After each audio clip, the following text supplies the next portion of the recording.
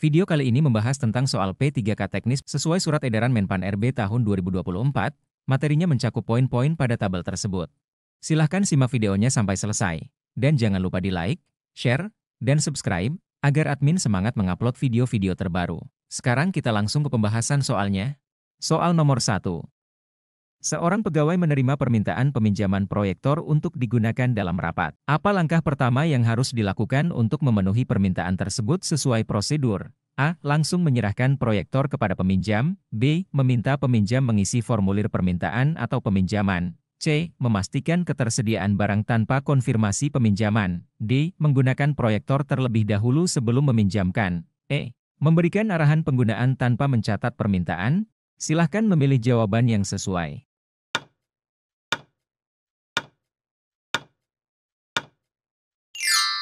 Jawabannya adalah B. Meminta peminjam mengisi formulir permintaan atau peminjaman. Jawaban B, karena langkah pertama dalam memenuhi permintaan peminjaman sarana atau prasarana adalah memastikan bahwa peminjam mengisi formulir permintaan atau peminjaman terlebih dahulu. Hal ini penting untuk mencatat data peminjam, tujuan peminjaman, dan jangka waktu peminjaman, sehingga prosedur administrasi terlaksana dengan baik. Langkah ini memastikan dokumentasi yang akurat dan membantu menghindari potensi kehilangan atau penyalahgunaan sarana yang dipinjam. Soal nomor 2.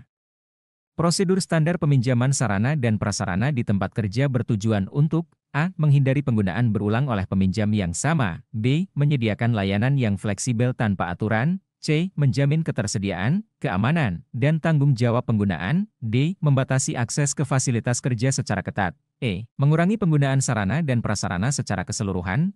Silahkan memilih jawaban yang sesuai.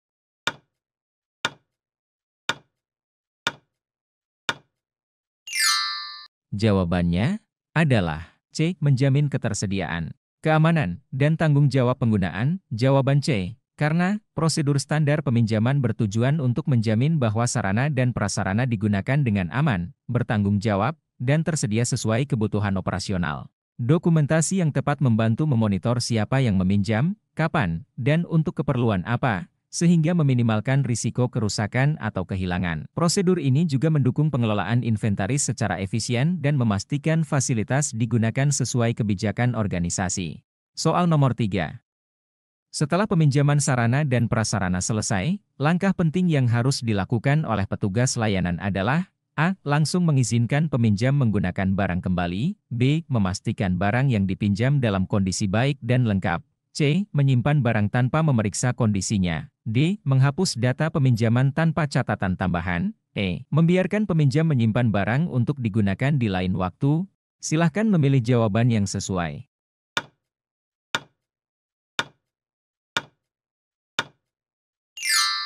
Jawabannya adalah B. Memastikan barang yang dipinjam dalam kondisi baik dan lengkap.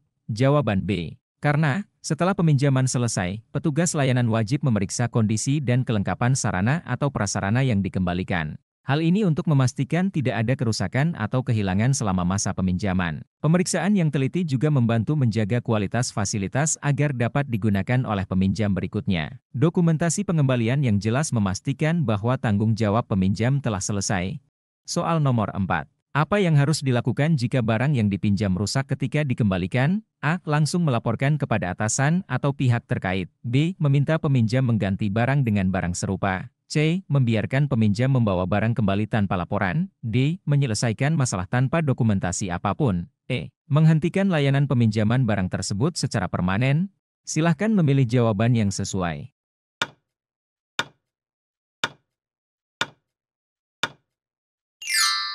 Jawabannya adalah A. Langsung melaporkan kepada atasan atau pihak terkait. Jawaban A. Karena jika barang yang dipinjam rusak ketika dikembalikan, langkah pertama yang harus dilakukan adalah melaporkan kerusakan kepada atasan atau pihak terkait. Dokumentasi kerusakan juga penting untuk keperluan evaluasi dan tindakan selanjutnya, seperti perbaikan atau penggantian barang. Langkah ini membantu menjaga akuntabilitas layanan dan memastikan peminjam memahami tanggung jawab mereka. Soal nomor 5. Seorang peminjam meminta barang yang tidak tersedia dalam daftar inventaris. Tindakan yang tepat adalah A. Memberikan barang lain yang hampir serupa.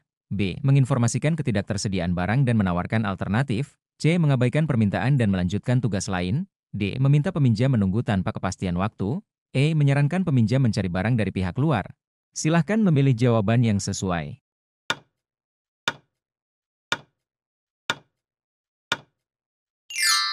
Jawabannya adalah B. Menginformasikan ketidaktersediaan barang dan menawarkan alternatif. Jawaban B. Karena, jika barang yang diminta tidak tersedia, petugas layanan harus menginformasikan ketidaktersediaan dengan jelas kepada peminjam. Selain itu, menawarkan alternatif barang yang relevan atau menyarankan solusi lain adalah tindakan yang tepat untuk menjaga kepuasan peminjam sekaligus tetap mengikuti prosedur operasional. Komunikasi yang efektif dan transparansi penting dalam situasi ini. Soal nomor 6. Dalam memberikan layanan peminjaman sarana dan prasarana, petugas harus selalu memastikan bahwa A. Peminjam dapat langsung menggunakan barang setelah mengisi formulir. B. Semua barang harus diserahkan tanpa pengecekan terlebih dahulu. C. Peminjam menandatangani surat perjanjian peminjaman yang mencakup syarat dan ketentuan. D. Petugas tidak perlu mendokumentasikan data peminjam. E. Barang yang dipinjam boleh digunakan untuk keperluan pribadi. Silahkan memilih jawaban yang sesuai.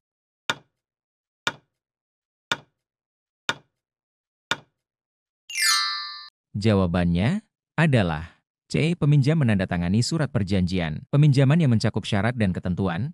Jawaban C. Karena, peminjam harus menandatangani surat perjanjian peminjaman yang mencakup syarat dan ketentuan yang berlaku untuk penggunaan barang. Ini penting untuk menghindari penyalahgunaan barang dan memastikan peminjam memahami tanggung jawab mereka selama masa peminjaman. Dengan adanya perjanjian tertulis, dokumentasi yang jelas dapat meminimalkan risiko kerusakan atau kehilangan barang serta menjaga transparansi layanan. Soal nomor 7.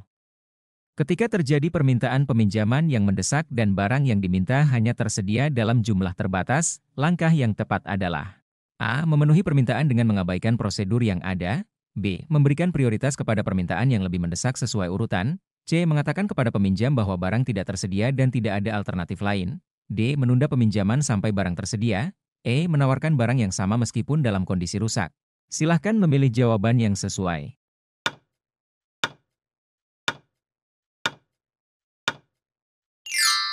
Jawabannya adalah B. Memberikan prioritas kepada permintaan yang lebih mendesak sesuai urutan.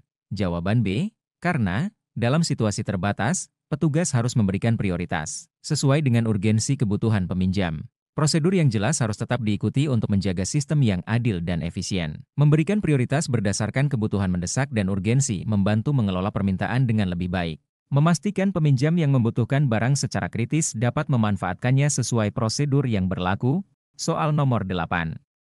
Salah satu langkah penting dalam prosedur peminjaman sarana dan prasarana adalah A. Memberikan fasilitas kepada peminjam tanpa mencatat atau memeriksa identitas. B. Memastikan identitas peminjam dengan memverifikasi kartu identitas yang sah. C. Membiarkan peminjam mengembalikan barang tanpa adanya pemeriksaan. D. Mengizinkan peminjam menyimpan barang yang telah dipinjam untuk waktu yang tidak terbatas. E. Mengabaikan dokumentasi peminjaman agar lebih cepat.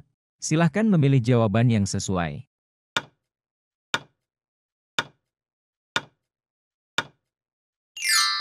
Jawabannya adalah B. Memastikan identitas peminjam dengan memverifikasi kartu identitas yang sah. Jawaban B. Karena memverifikasi identitas peminjam dengan memeriksa kartu identitas yang sah adalah langkah penting dalam prosedur peminjaman. Hal ini bertujuan untuk memastikan bahwa barang yang dipinjam hanya diberikan kepada orang yang berwenang dan dapat dipertanggungjawabkan. Verifikasi identitas yang tepat juga membantu mengurangi risiko penyalahgunaan barang yang dipinjam, serta memperlancar proses pengelolaan peminjaman di institusi atau organisasi. Soal nomor 9.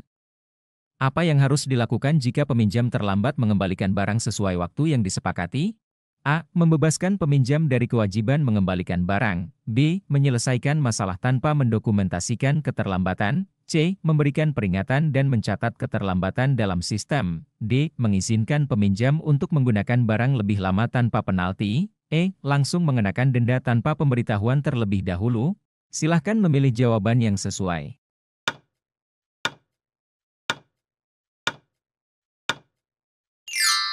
Jawabannya adalah C. Memberikan peringatan dan mencatat keterlambatan dalam sistem. Jawaban C. Karena, jika peminjam terlambat mengembalikan barang, langkah yang tepat adalah memberikan peringatan dan mendokumentasikan keterlambatan tersebut dalam sistem. Hal ini penting untuk menjaga ketertiban dan transparansi dalam proses peminjaman.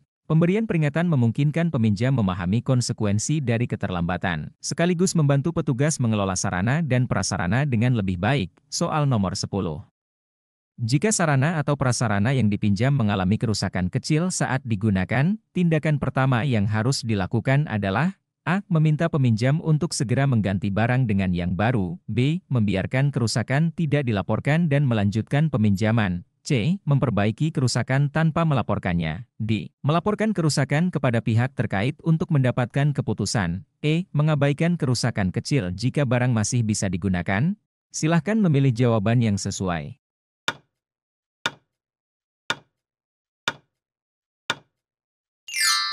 Jawabannya adalah D. Melaporkan kerusakan kepada pihak terkait untuk mendapatkan keputusan. Jawaban D. Karena ketika sarana atau prasarana yang dipinjam mengalami kerusakan, tindakan pertama yang tepat adalah melaporkan kerusakan kepada pihak terkait untuk mendapatkan keputusan lebih lanjut. Hal ini penting untuk menjaga tanggung jawab terhadap barang yang dipinjam dan memastikan bahwa prosedur yang ada diikuti. Dengan pelaporan yang jelas, langkah selanjutnya seperti perbaikan atau penggantian dapat diambil sesuai ketentuan yang berlaku. Sebelum lanjut membahas soal selanjutnya, silahkan subscribe dan di-share. Kita lanjut di part selanjutnya, terima kasih.